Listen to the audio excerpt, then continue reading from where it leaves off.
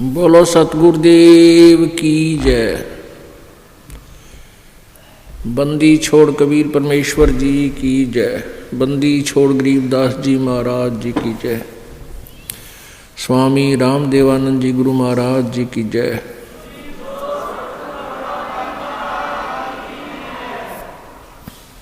सर्व संतों की जय, सर्व भक्तों की जय, धर्मी पुरुषों की जय।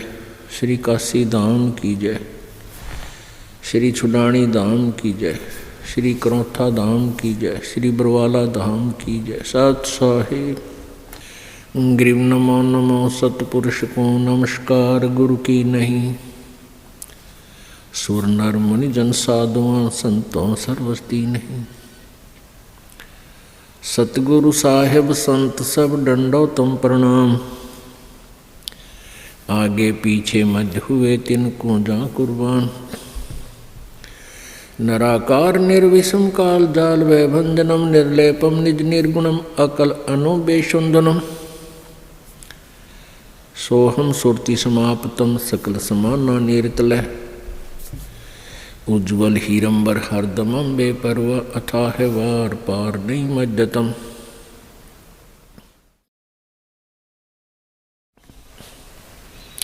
ग्रीव जो सुमर सिद्ध होई गणनायक गलताना। करो अनुग्रह सोई पारस पद परवाना। आदि गणेश मनाऊं गणनायक देवन देवा। चरण कमल लो लाऊं आदंत करूं सेवा। परम शक्ति संगीतम रिद्धि दाता सोई। अवगत गुणे अतीतम सतपुरुष निर्मोही। जगदम्बा जगदीशम मंगल रूप मुरारी। तन मन अर्पों शेषम भक्ति मुक्ति भंडारी। सुर नर मुनि जन ध्यावे ब्रह्मा विष्णु महेशा। शेष सहस मुख गावे पूजे आदि गणेशा। इंद्र कुबेर सरीखा वरुण धर्म राय ध्यावे। समरस जीवन जी का मन इच्छा फल पावे। 33 कोटि आधारा जावे सहस 88। उतरे भव जल पारा कट है यम की फांसी। 33 कोटि आधारा जावे सहस 88। उतरे भव जल पारा कट है यम की फांसी। कर जोरों विनती करूं दरों चरण पर शीश।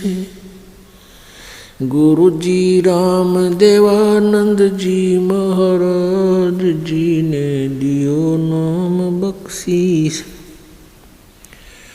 कोटि कोटि सिजदा करूं कोटि कोटि प्रणाम। चरण कमल में राखियो में बांधी जाम गुलाम। कुत्ता हूँ गुरुदेव का रामपाल दास का नाम।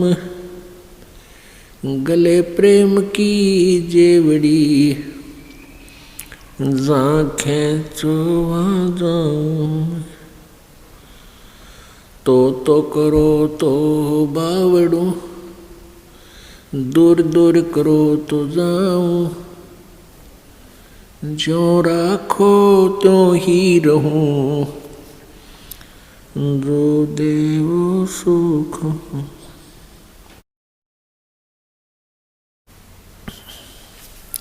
जय इब कै सतगुरु मिले। सब दुख आँखों रोए। चरणों ऊपर शीस धरूं कहूँ जो कहनी हो।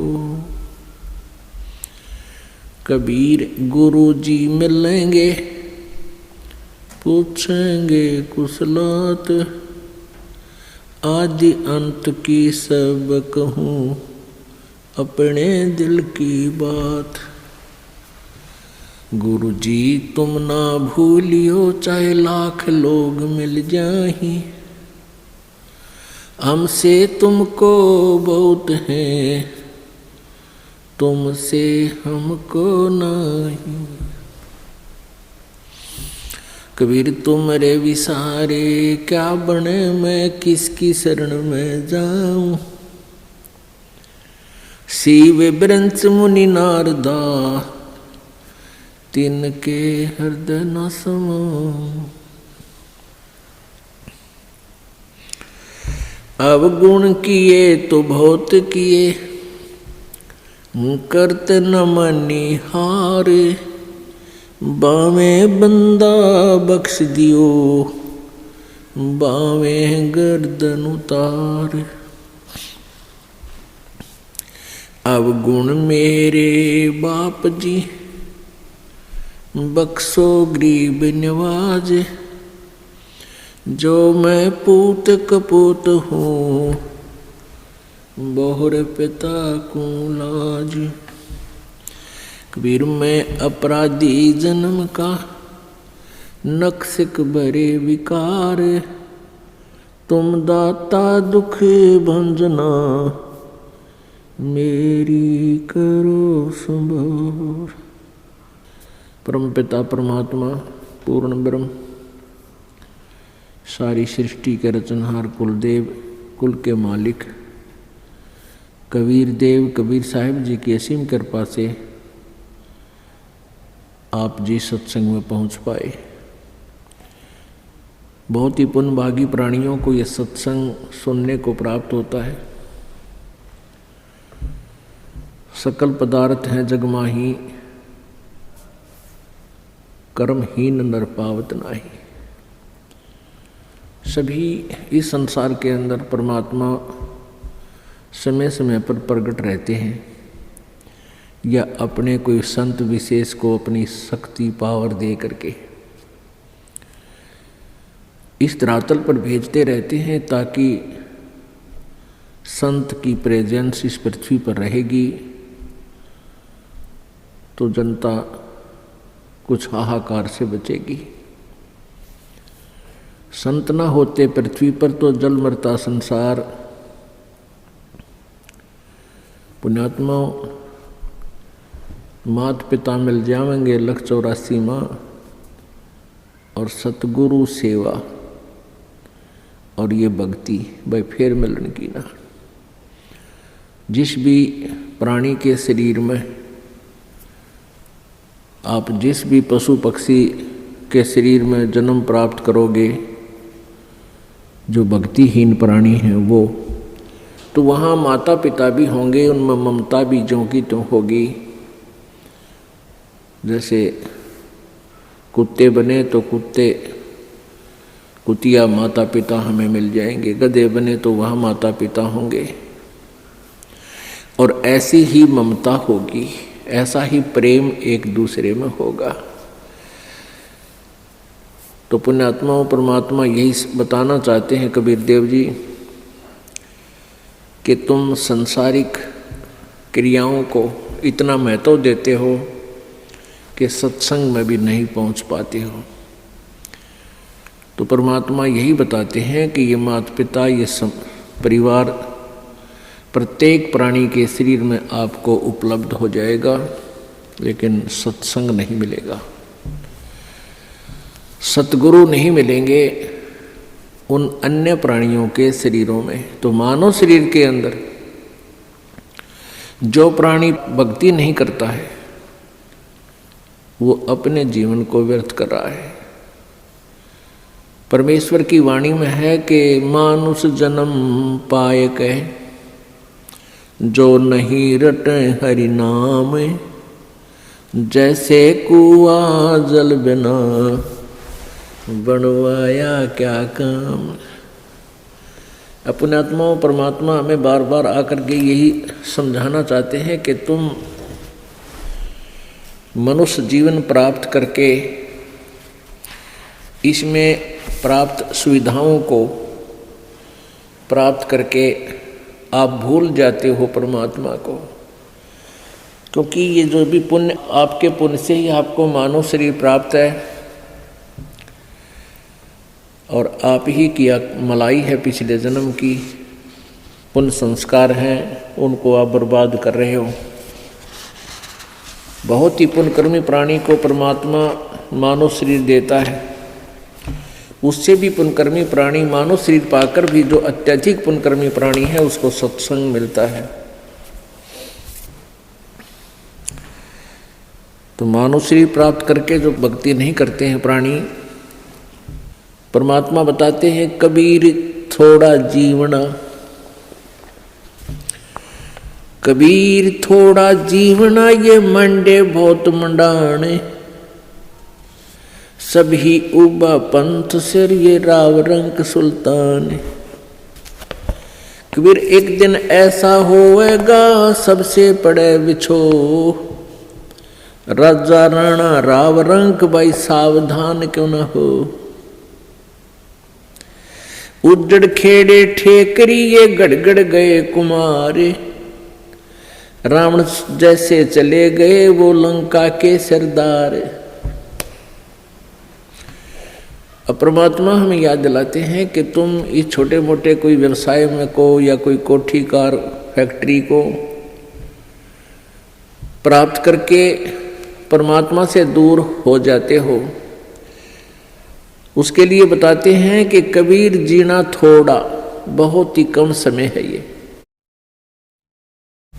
और आपके जो इरादे हैं वो बहुत लंबे चौड़े, आपकी कल्पनाएं बहुत लंबी चौड़ी, ये कर दूंगा वो कर दूंगा, और एक पल का भरोसा नहीं कब यहाँ से शरीर छूट जाए, जीव चला जाए।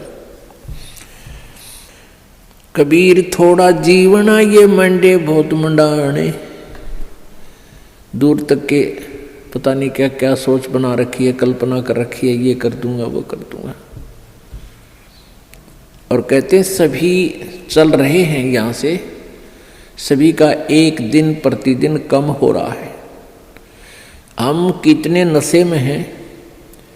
कबीर ये माया अटपटी, कबीर ये माया अटपटी, सब घट आण अड़ी, किस किस को समझाऊं या कुएं भांग पड़ी।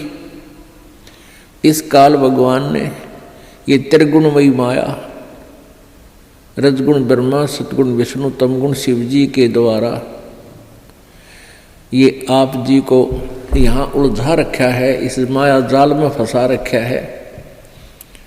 ब्रह्मा जी की रजोगुण माया के आधार से आप जी संतानों उत्पत्ति करते हो, यहाँ के ठाठ बाट की चाह करते हो, और विष्णु जी के सतोगुण की माया के प्रभाव से आप जी यहाँ एक दूसरे में ममता मोह के माध्यम से जुड़े हुए हो, जकड़े हुए हो।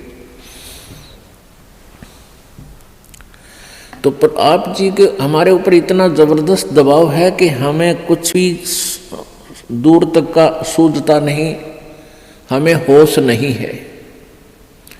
इस त्रिगुणमयी माया की भांग का नशा हमारे ऊपर इतना प्रभावित है कि हमें अपनी मौत दिखाई नहीं देती। परमात्मा याद दिलाते हैं जैसे कोली रेजा बुने और बुनते आवे ओड़े, ऐसे लेखा तेरे जीवन का कुछ दौड़ सके तो दौड़े। जिस प्रकार पहले, आजकल तो फैक्ट्रियां बन गई, ये मशीन ऐसी आ गई जो कपड़े फटाफट बुन देती हैं। पहले हाथ से कपड़ा बुना करते थे, लंबे लंबे धागे बांध लिया करते थे, उसको खड्डी बोलते थे, और पतला सा धागा होता है, उस धागे को उन धागों में से हाथ से निकाला करते थे, एक मैनुअली हैंडल करके एक हाथ से ऐसे एक नली सी होती थी, उसके अंदर से निकाल देते, एक धागा ऊपर नीचे करके, फिर दूसरा धागा ऐसे लाते थे, फिर ऐसे लाते थे, फिर ऐसे लाते थे, और इतने पतला धागा होता है और इतना लंबा उसका थान बोलते थे। एक बहुत लंबा थान लगभग 50-60 फुट का वो तैयार हो जाता है। यानी उस पतले से धागे से बार बार ऐसे चलने से वो अंत आ जाता है, वो कथान इतना लंबा पूरा हो जाता है, उसका एंड हो जाता है। इसी प्रकार आप जी का जो जीवन है, ये प्रतिदिन एक धागा आपका इसमें प्रवेश हो रहा है, और एक दिन वो भी आएगा जिस दिन आपके जीवन का उत्थान कंप्लीट होगा। कहते हैं हम प्रतिदिन एक कदम अपने मौत रूपी अजगर की तरफ बढ़ रहे हैं, और वो हमें खाएगा और हमें डर नहीं। तो ऐसी हालत नशे वाले प्राणी की होती है, वो चाहे शेर के जा चिपके और वो सांप भी पकड़ ले, क्योंकि उसमें नशा है, उसको पता ही नहीं तू कर क्या रहा है। तो इस नशे को कैसे हटाया जाएगा? ये सत्संग रूपी एंटीबायोटिक कैप्सूल खा के, फिर इनसे आपका जो त्रिगुणमयी माया के द्वारा प्रभाव आपके ऊपर हुआ है वो खत्म हो जाएगा, वो नाम मात्र सा रह जाएगा, और धीरे धीरे आप अपने भविष्य की चिंता करने लगोगे। मौत बिसारी बावले अचरज किया कोने, तन माटी में मिल जाएगा जो आटे में लौने।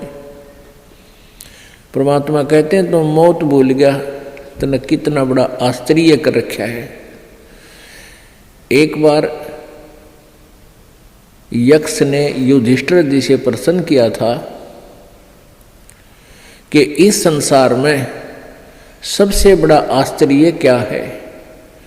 युधिष्ठिर जी ने उत्तर दिया था कि सबसे बड़ा आश्चर्य ये है कि प्रतिदिन हम अन्य व्यक्तियों को मरते हुए देखते हैं और अपने नंबर की चिंता कती नहीं।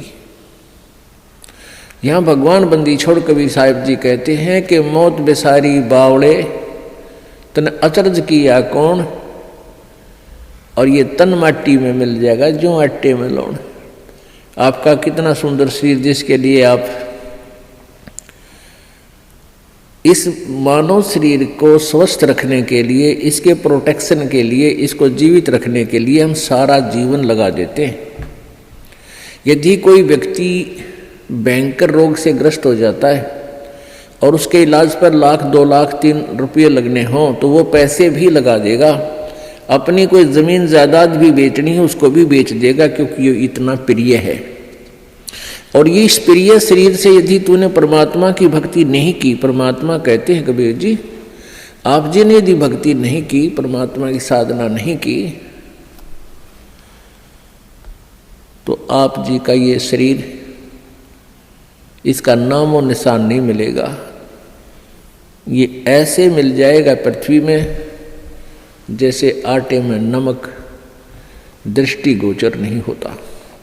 एक दिन ऐसा होएगा सबसे पड़े बिछो, राजा नैना रंक सब सावधान क्यों न हो। एक दिन ऐसा होगा आप जी को यहाँ सबको छोड़कर जाना पड़ेगा। ना आपका बेटा साथ चले, ना बेटी साथ चले, ना कार साथ चले, ना कोठी साथ चले। एक दिन ऐसा होगा सबसे पड़े बिछो।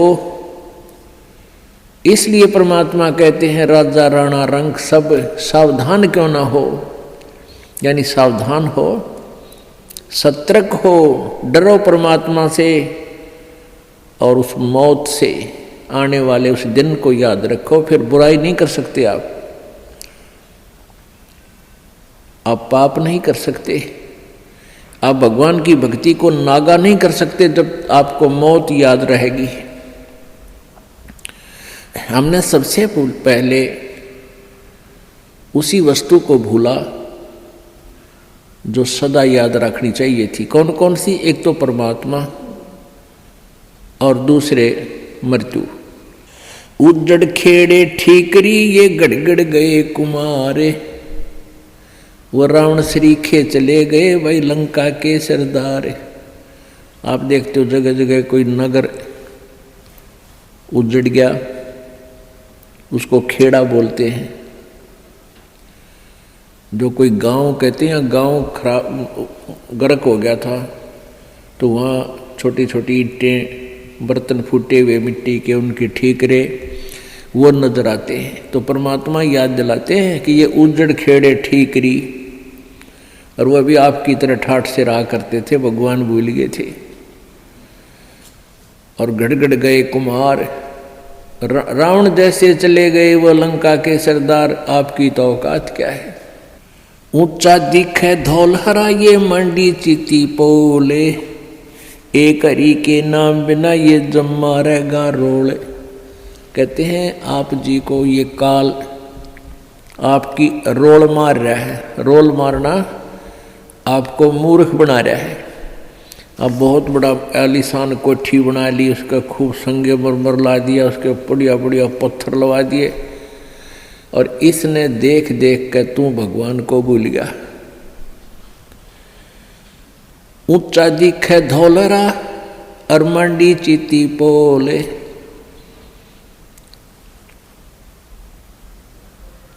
एक हरि के नाम बिना ये जम्मा रहे रोल। ये तेरी रोल मार रहा है, तुझे मूर्ख बना रहा है काल, कि कितनी अच्छी कोठी है मेरे पास, ऐसी कार है, मेरे इतने पुत्र हैं, इतनी पुत्रियां हैं, वो ऐसे ऐसे बढ़िया सेट हो रहे हैं, और फिर नो प्रॉब्लम, या प्रॉब्लम आगे बहुत बड़ी होगी।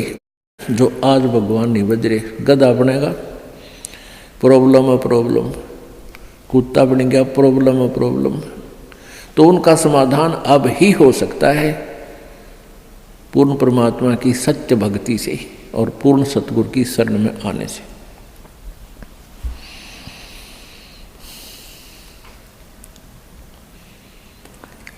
कबीरा देवल ढह पड़ा ये ईंट वही संघार, कोई चे जा रहा चुनिया मिला न दूजी बार।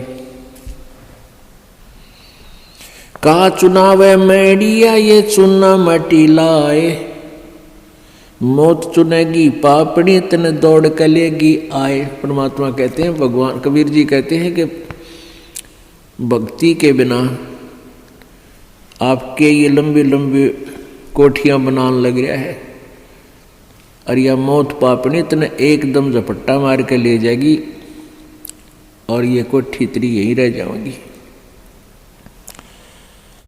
रोहतक के अंदर एक व्यक्ति सेठ, उसने काफ़ी स्थान बहुत अच्छी जगह पर परचेज किया। वो पुरानी दुकान सी थी, उन सबको फोड़ फाड़ कर बहुत बढ़िया एक बहुत लंबा चौड़ा बनाने लग गया। वहाँ पर मार्केट बना रहा था, और उसको ये था कि इसमें लाखों रुपए महीने की इनकम होगी।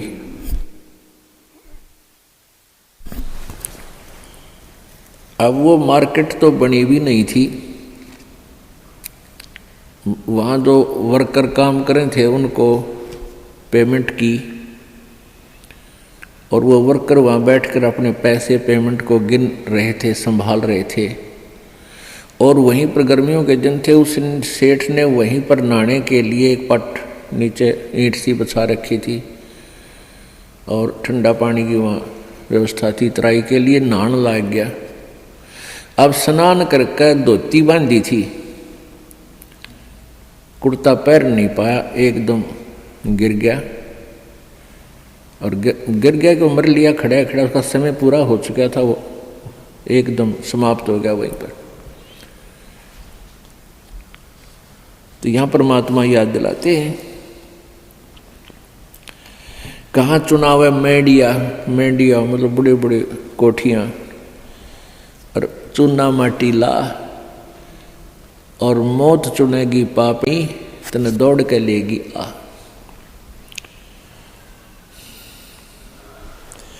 कहा चुनाव है मैडिया ये लंबी भीत उसार, घर तो 3.5 हाथ भाई घना तो 4.25।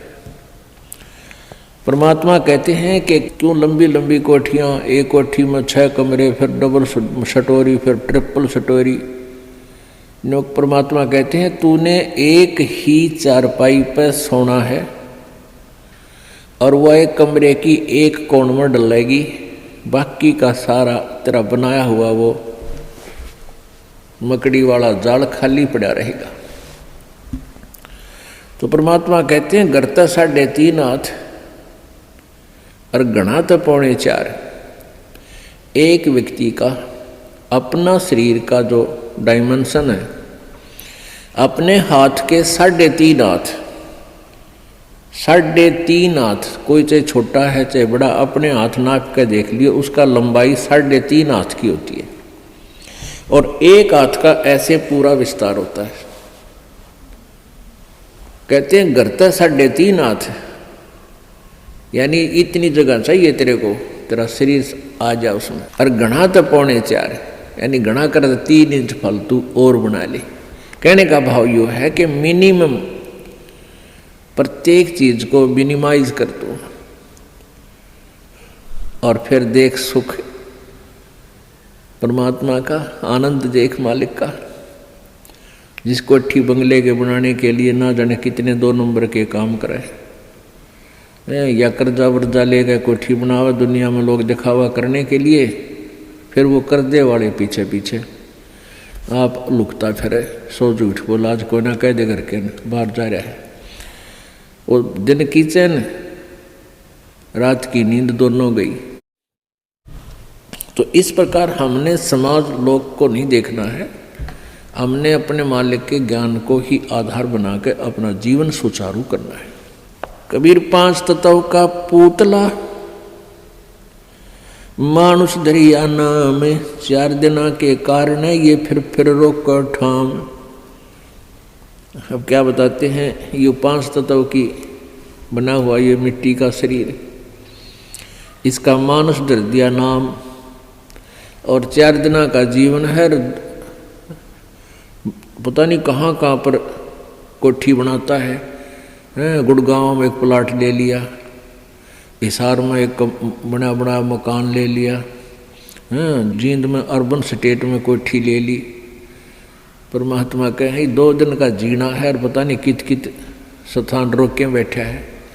और मेरे पास फिर भूत बनकर सैर सपट्टे करेगा कदे उसको ठीक है देखने जा कदे उसने, और घर वाले के कर मृत्यु होते ही उसको तो लेकर जाएंगे शमशान घाट पर शरीर को, और पीछे तो पहले काठ की देल होया करती, चौखट नीचे काठ की, उसमें कील गाड़ दिया करते, जंतर मंतर करके कदे फेर ना आ जाए उल्टा यो भूत है।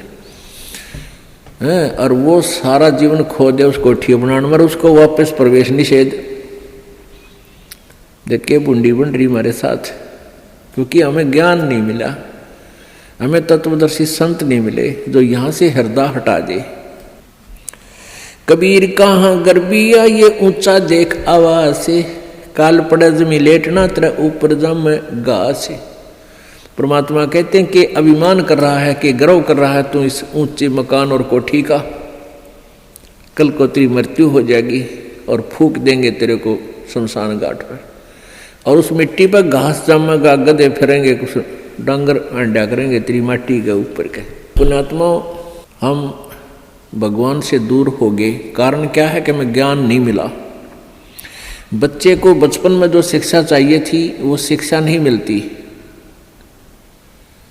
जो बच्चे स्कूल में शिक्षा ग्रहण करने जाते हैं उनको अक्षर ज्ञान अवश्य चाहिए, लेकिन उसके बाद अक्षर ज्ञान के बाद जो शिक्षा चाहिए वो आध्यात्मिक ज़्यादा चाहिए। एक शिष्टाचार अत्यधिक पढ़ाना चाहिए। बुराइयों से डरने के लिए बहुत सी कथाओं का हमारे पाठ्यक्रम में, बच्चों के पाठ्यक्रम में समावेश होना चाहिए, और नहीं है। पुण्यात्माओं, आप किसी भी व्यक्ति को वर्तमान में कितनी ही अच्छी आत्मा है, वो ज्ञान के अभाव से उसको आप कहिएगा कि आओ सत्संग में चलते हैं, तो वो कहता है कि अभी समय नहीं है, फिर देखेंगे, कभी ना कभी अवश्य चलेंगे। अच्छी आत्मा तो इतना कह के टाल मटोल कर देता है, बात वही है। और दूसरे को आप कहोगे कि आओ सत्संग में चलते हैं, वो कहेगा भाई समय नहीं है हमारे पास। और ये क्या सत्संग का टाइम है? ये सत्संग की उम्र थोड़ी है, सत्संग तो बुढ़ापे में सुनाएंगे फिर भक्ति करेंगे, ये कोई भक्ति का समय थोड़ा। पुण्यात्मा, ये अटकल अपनी आप लगाई हुई है, परमात्मा का विधान ऐसा नहीं है।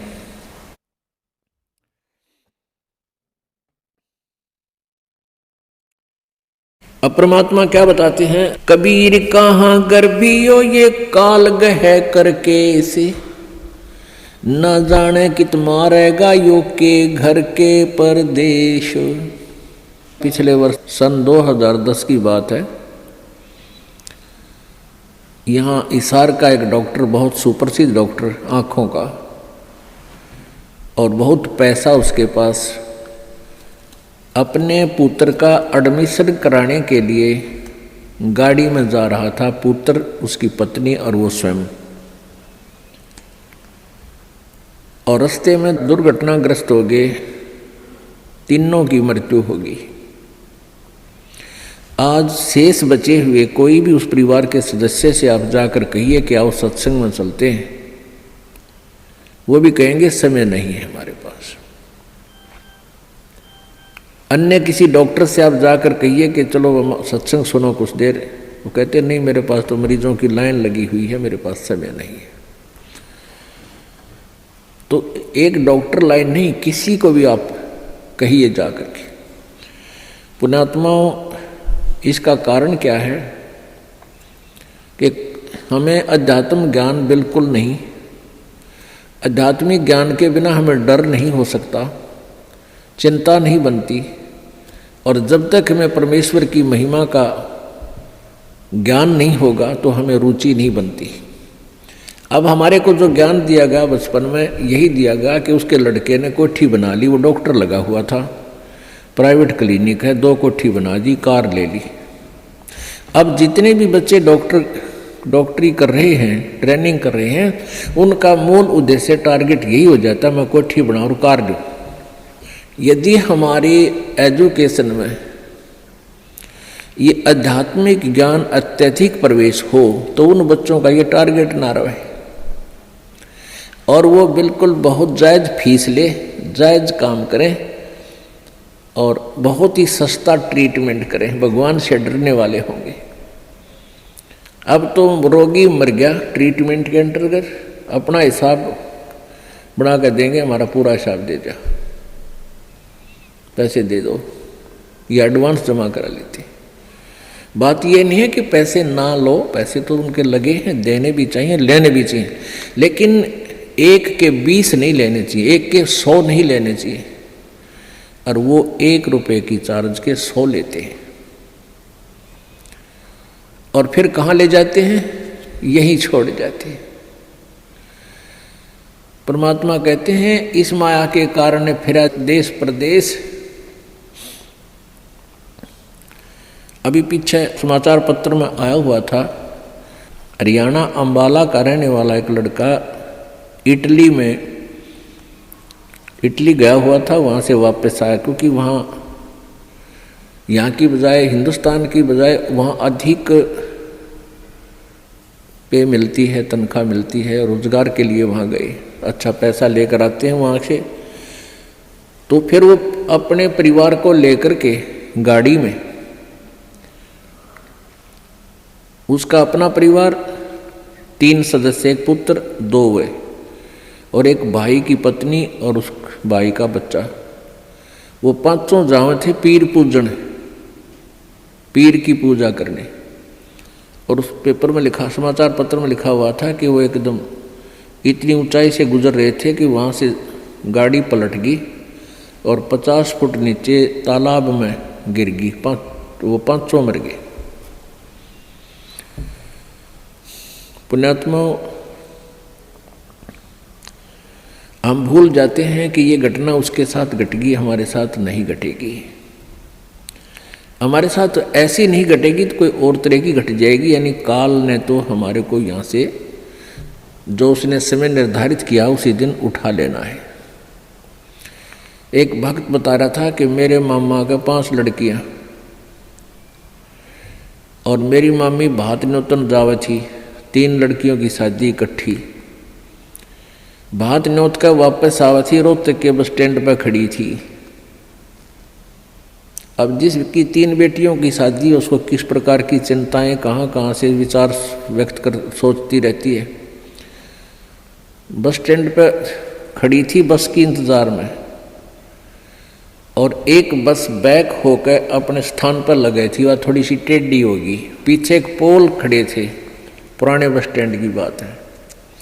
पोल उस खंबे बीच और बस बीच आ गई एकदम। उसने उसको जानने को नहीं तू कहाँ खड़ी है, गाड़ी आन लग रही है तेरे बैक में, आगे।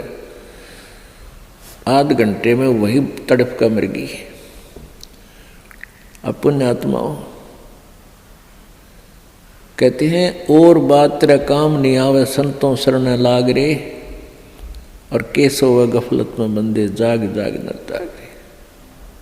इस तन सराय में जीव मुसाफिर करता रहे दिमाग रे, इस तन रूपी शरीर में, तन रूपी सराय में ये प्राणी ना जाने के सोच उठाए रहता है, ध्यान रखता और तरह की बातों में विचार रखता है। और रात बसेरा कर ले डेरा तू चले सवेरा त्याग रे। हमारा जो शरीर है, अब इस सराय रूपी शरीर में हम सारी एक रात काटने के लिए विराजमान हैं, और सवेरा उस समय होगा जब आपकी मृत्यु हो जाएगी, फिर सुबह हो जाएगी, फिर चलो चलो होगा यहाँ से। तो इस पूरे जीवन को एक रात्रि बताया है और मृत्यु को आपकी सवेरा बताया है। इन सब बातों को याद करके आप जी ने परमात्मा में रुचि बढ़ानी है। कबीर परमेश्वर जी यही बताने के लिए आए थे, और इस सच्चाई से परिचित होकर ही हम भगवान से डरेंगे और भक्ति करेंगे, बुराइयों से भी बचेंगे।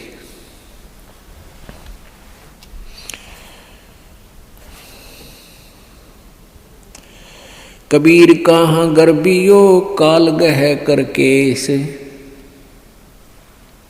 ना जाने कित मारसी के घर के परदेश। यानी अब तो घर में मारेगा ना, कि दोबारा जा रहा होगा वहां मार देगा। कबीरा धंधा करते रहे बिन धंधे धन ना होए।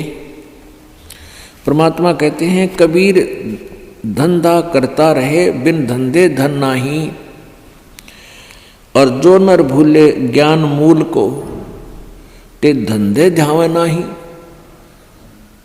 परमात्मा कबीर परमेश्वर जी ये कह रहे हैं कि धंधा करना पड़ेगा, धंधे बिना इनकम नहीं हो सकती, काम तो करना ही पड़ेगा।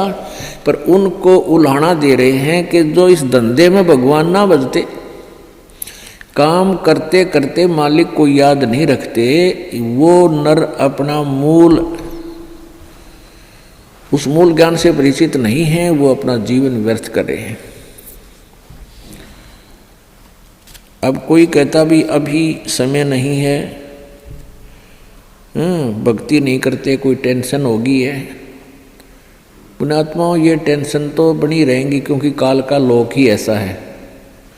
और इन सभी जो छोटी मोटी आपके साथ चल रही है, कोई परमात्मा के नाम लेते लेते भी आपके ऊपर कोई आपदाएं छोटी मोटी आ रही हैं, तो ये विचार करना कि यदि परमात्मा का सहारा ना होता, ये छोटी आपदाएं नहीं होती, ना जाने के कहर तोड़ देती आपके ऊपर। अब जैसे आप जी ने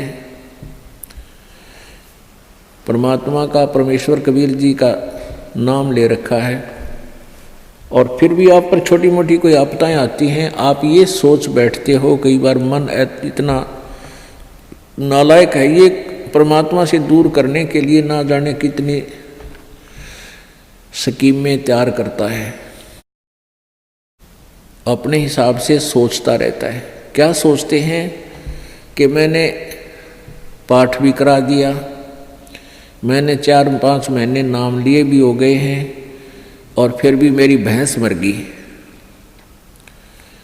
अब पुण्यात्माओं विचार करो, आप जी ने कुछ पुण्य किया, आप जी ने सत भक्ति की, जैसी आपने भक्ति की उसका सहयोग तो अवश्य ही मिला है आपको। जैसे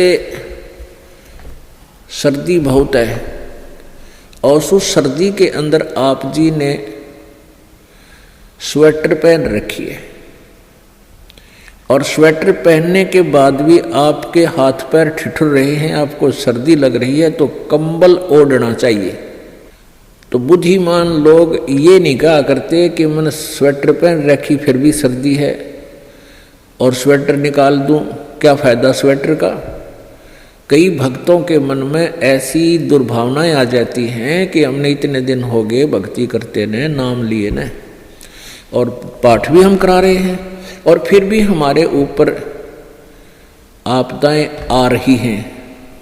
तो पुण्यात्माओं, जैसे आप जी ने अभी स्वेटर पहनी है और स्वेटर ने अपना काम कर रखा है जैसी उसकी सामर्थ्य है, और कोई नो सोचा है कि क्या फायदा हुआ, नाम तो मन इतने दिन हो गए भक्ति करते, दान करते, और इस नाम को त्याग देता हूँ, तो वो मूर्ख है।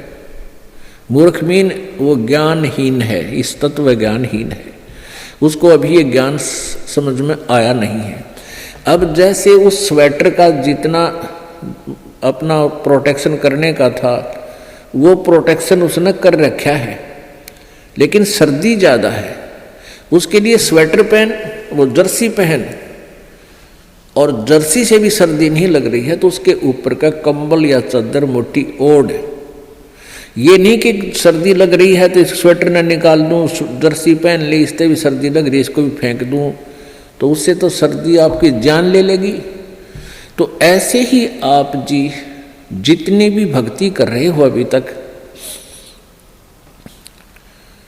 उसका सहयोग उतना सहारा आप जी को अवश्य मिला हुआ है।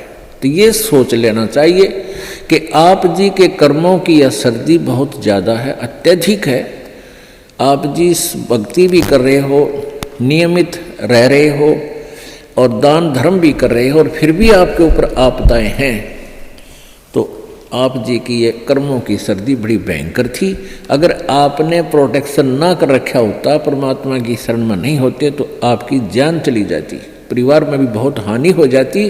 अब तो एक भैंस मरने से ही काम चल गया, भैंस तो और 20 दे भगवान, अगर आपकी भक्ति ठीक रही तो इस प्रकार आप जी ने अपने तत्व ज्ञान को संभाल कर रखना है, इस पर असर करना है, अमल करना है, और इसके आधार से अपने इस भक्ति मार्ग पर लगा रहना है। अब कई भक्त कहते हैं जी हमें, मेरे 3 दिन मंत्र ना जपा, मैंने 4-5 दिन मैंने नाम नहीं जपा। क्यों नहीं जपा? कि टेंशन हो गई थी। अरे भले आदमी टेंशन तो हो जा, खैर टेंशन भी हो जा, लेकिन भगवान की भक्ति भी अपना करता रहे, दुखी सुखी हो गए। उस टेंशन को भी पड़ी रहेगी, लेकिन मंत्र भी थोड़ा बहुत कर लेना चाहिए, छोड़ना नहीं चाहिए। अब ये तो मंत्र इस काल ने तो इतनी टेंशन कर रखी है इस प्राणी के साथ में, गिनती है को ना। घर में को वासनी हो जाए तो टेंशन, और छोटे मोटे व्यवसाय में 100 घाटे बाधे हों उसमें टेंशन, पता नहीं कितने प्रकार की समस्याएं हमारे जान में डाल रखी हैं काल ने। काल का ये उद्देश्य है कि ये भक्ति ना करें।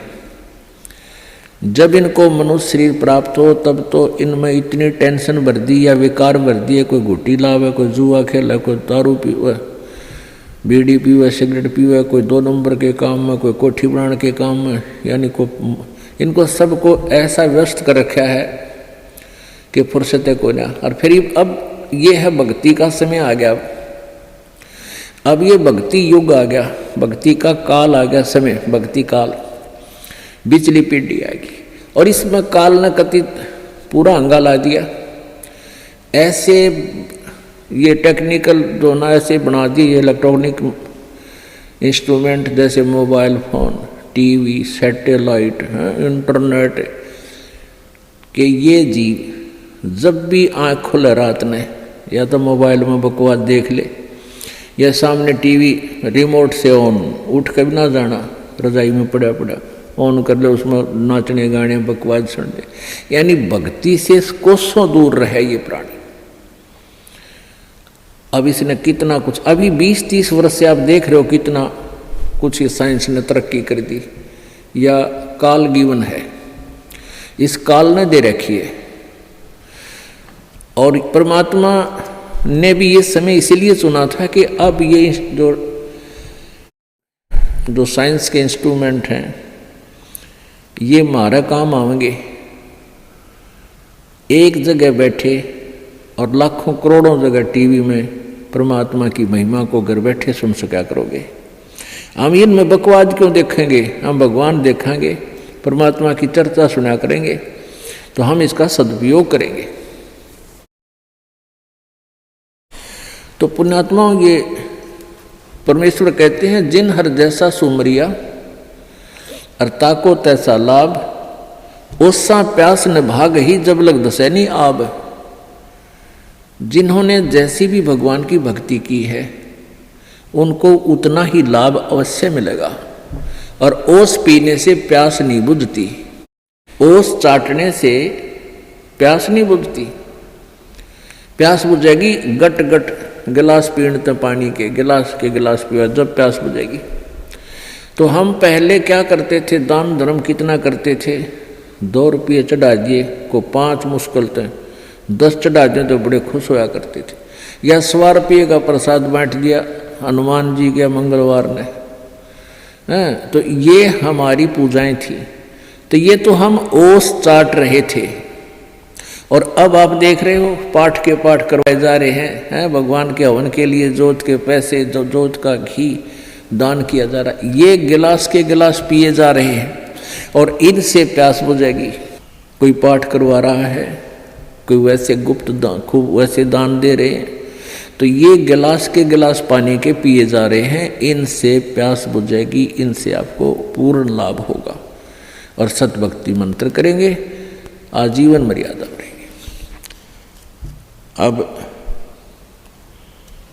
ये टेंशन तो काल ने या पैदा कर रखी है कि वो भक्ति ना कर सके, लेकिन इन टेंशनों में ही आपने भक्ति करनी पड़ेगी।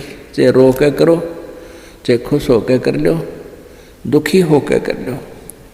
मान लीजिए कोई घर का सदस्य उपदेशी नहीं था, उसकी मृत्यु होगी, दुख तो बहुत आता है, क्योंकि हमारा एक हमारे अंदर एक ऐसी व्यवस्था बन गई, हम रह नहीं सकते, रोना भी पड़ेगा, भाई खूब बुरा हाल विलाप भी करेंगे। लेकिन फिर भगवान भी फिर याद रखे, परमात्मा ये क्या ले गए इतने दिन, उन बातों ने ध्यान रखे कि ये क्या लेके गया। अगर हम ये भक्ति कर रहा होता, परमात्मा इसको जीवन दान भी देता, इसकी आयु भी बढ़ा देता यदि सत भक्ति करता था। और ये लेके क्या गया, सारा जीवन बर्बाद कर गया। तो इस प्रकार इन सब विचारों को ध्यान में रख के, सब बातों को विचार करके और भजन जरूर करें। चाहे वो याद तो बहुत आते हैं, मृत्यु को प्राप्त हो जाते हैं जो साथी परिवारजन, लेकिन भगवान भी रो रो के मालिक ने भी याद रखे, मतलब भूला नहीं भगवान को। और भी कई प्रकार की टेंशन हो जाती है, किसी प्रकार की कई चिंताएं होती हैं, लेकिन चिंताएं तो हैं, चिंता भी नाम से ही समाप्त होंगी और परमात्मा की भक्ति तक करनी पड़ेगी, इन चिंताओं में करनी पड़ेगी। एक समय एक दरोगा जी जून के महीने में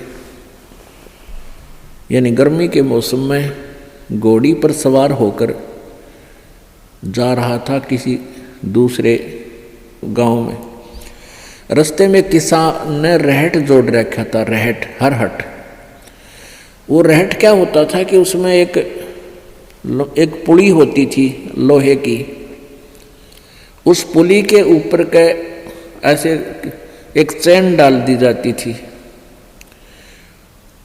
और उसको कोल्लू की तरह, एक कोल्लू आपने देखे हाथ के बैलों वाले कोल्लू, उस तरह कोल्लू की तरह बहल से चलाया जाता था और वो रहट का व्हील घूमता था वह पुड़ी, और उसके ऊपर चैन लगी होती थी। नीचे एक कुआं होता था, वो चैन इतनी लंबी होती थी कि कुएं के जल को छूती थी नीचे तक, और उसके बाल्टियां वेल्ड कर दी जाती थी चैन के ऊपर।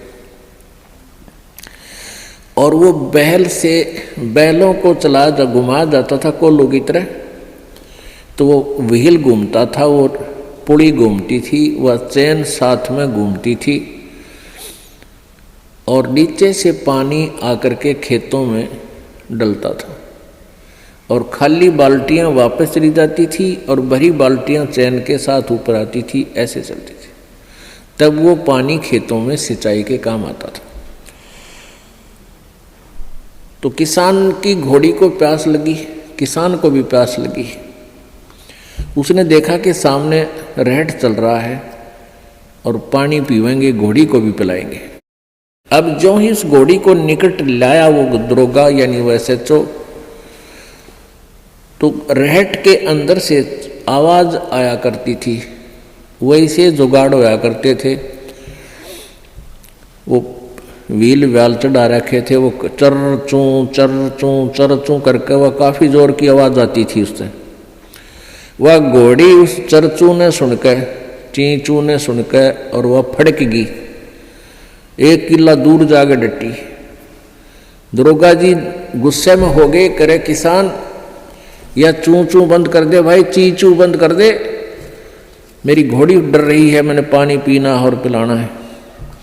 अब किसान ने वो बैल रोक दिए, जो बैल चल रहे थे, कोल्लू को सा फिरा रहे थे, उससे वो चलने से आवाज आ रही थी, पानी भी आ रहा था। तो किसान ने वह बैल रोक दिया, तो पानी आना, जल आना भी बंद हो गया और आगे जल सीधा खेत में जा रहा था। खेत में जल साथ साथ वह जमीन प्यासी थी, पी रही थी। जल घोड़ी के पीने योग्य एकत्रित नहीं रहा। घोड़ी निकट आई, जल था नहीं। दरोगा जी ने कहा कि एक किसान जल निकाल। उसने फिर बैल का डंडा मार दिया, बैल चला तो चूं ची चूं, फिर वही घोड़ी फिर भागी। वो किसान को उसने कहा, दरोगा ने गया चूं चू बंद करवा, ची चू बंद कर। उसने फिर बैल रोक दिया, वो फिर घोड़ी लिया, पानी पाया नहीं। तब वो किसान बोला, दरोगा जी इस ची चू में पी गए तो पी गए ना, दोनों मरोगे तुम। तो ये ची चू में ही पीना पड़ेगा ये जल, राम नाम का भाई। जब राम नाम बंद कर दिया तो भक्ति गई, वह चू चू तो फिर फायदा क्या हुआ, वह टेंशन तो सहे से भक्ति और बर्बाद होगी। तो इस चींचू में पानी पीना पड़ेगा, जल पीना पड़ेगा भाई, हिम्मत रखो और एक दिन परमात्मा ऐसी कृपा करेगा या चींचू भी बंद हो जाएगी, क्योंकि परमात्मा के नाम से सब दुख दूर होते हैं। कबीर 5 पहर धन दे गया और 3 पहर रया सोए, 1 पैर हरि ना भजा फिर मुक्ति कहाँ से होए। 8 पहर 24 घंटे को 8 पहर में, पहले 8 पहर होती थी 24 घंटे की। अब परमात्मा कहते हैं तो 1 पैर में 3 घंटे हो गए। तो परमात्मा कबीर जी ये बताना चाहते हैं कि 3 पैर तन धंधा करया 15 घंटे, 5 पैर तो 3 पैर तो सो गया, यानी 1 दिन रात टोटल पूरा कर दिया। और 1 पैर हरि ना बजा, 3 घंटे भी भगवान को नहीं दिए तूने। 5 पैर धन दे गया, 3 पैर रया सोए, 1 पैर हरि ना जप्यो मुक्ति कहाँ से होई। यानी टोटल 3 घंटे परमात्मा ने बता दिए कि पूरे 24 घंटे में 3 घंटे आप भगवान के भजन में अवश्य लगाओ। और उनका ये नहीं है कि स्पेशल एक जगह बैठ के लगा लो, बहुत समय होता अपने पास। जैसे आप जी कोई मजदूरी के लिए जाते हो, घर से वहाँ तक घंटा 1 लगे, मालिक का सिमरण करता जा। बस में बैठकर जा रहे हो कहीं काम, बस वहाँ भक्ति करें। खेतों में जा रहे हो, खेतों से घर से लेकर वहाँ तक जो खूब भक्ति करे, अपना मंत्र ने याद रखे। और बहुत से ऐसे कार्य हैं जो काम करते करते भी हम भगवान की भक्ति कर सकते हैं। जैसे खेत में आली हल जोतता है, हमने देखे पहले ही आली में लक्ष्मी चंद की रागनी गाए जाते, हल भी जोड़े जाते। तो आप भगवान की भक्ति भी करे, कभी आरती करने लग जा, कभी भगवान की वाणी बोलने लग जा। हैं, कोई फिल्मी गाने गावा है, कोई और बकवास सोच रहा है। तो इस प्रकार हमने अपना सुमरण में 3 घंटे का समय निकालना चाहिए। जैसे सुबह का नित्यनेम आध पौना घंटा लगता है, 15 मिनट की असुर निकंदन रामायणी 1 घंटा तो हो गया, आध 35 मिनट की आरती होती है 1.5 घंटा, बाकी 1.5 घंटा आपका सिमरन भी हो जाए ना, सिमरन आध घंटा मंत्र, 1 घंटे का श्वास का सिमरन, तो इतना भी आप कंटिन्यू कर लोगे तो भी आपका बेड़ा पार हो जाएगा। ये सत्कर मान ली, क्योंकि आप जी बहुत से पापों से बच गए, सब बुराइयां त्याग दी, भगवान से डर कर रहने लग गए। इच्छा कर मारे नहीं, बिन इच्छा मर जा, कह कबीर दास का पाप नहीं लगा। जैसे जब तक आप जी ने ये सत भक्ति नहीं ली, परमात्मा कबीर जी की साधना नहीं की करते, तो और उपासना जो करते हैं ब्रह्म तक, पर ब्रह्म तक, ब्रह्मा विष्णु महेश और दुर्गा तक, इसमें सभी जो पूजाएं करते हो उन पूजाओं का फल और जो पुण्य करते हो उन पुण्य का फल अलग से लिखा जाता है। और साथ में जो आपके द्वारा पाप होते हैं, जैसे किसान खेत में हल जोतता है, उसके विषय में बता रखा है सूक्ष्म वेद में कि 1 अलाई और 1000 कसाई बराबर पाप होता है। 1 अड़ाई होती है 30 फुट चौड़ा, 20 फुट चौड़ी और 200 फुट लंबी, किले की, एकड़ की, इतना स्थान जिसमें से हल आड़ी ऐसे एक अड़ाई बोलता था उसको ऐसे बैल को ले जाता आखिरी सिरे से और फिर उसको ऐसे जोतता था, बाया करता, तो उस टुकड़े को 1 अड़ाई बोलते हैं। इतना स्थान हल से खोदा हुआ 20 बाई 200 फुट का एक हाड़ी ने जो खेत खोद दिया हड़ते, उसमें पाप, और 1000 कसाई 1 बराबर पाप होता है, क्योंकि उसमें ना जाने कितने जीव जंतुओं के पेटा में गए, फाड़ी निकाल दी, वो कुछ निकाल दी, और उसको इतना पाप होता है। अच्छा, फिर उसको पुण्य भी होता है, क्योंकि उस खेत में गेहूं बो दिए, बाजरा बो दिया और चने बो दिए, ज्वार बो दी, तो उससे ऑटोमेटिकली कुछ बीज झटका जमीन पे गिर जाता है, उसको जीव जंतु खाते हैं, तो वो उसके गुड अकाउंट में और पाप बैड अकाउंट में ये न्यारे डिपॉजिट हो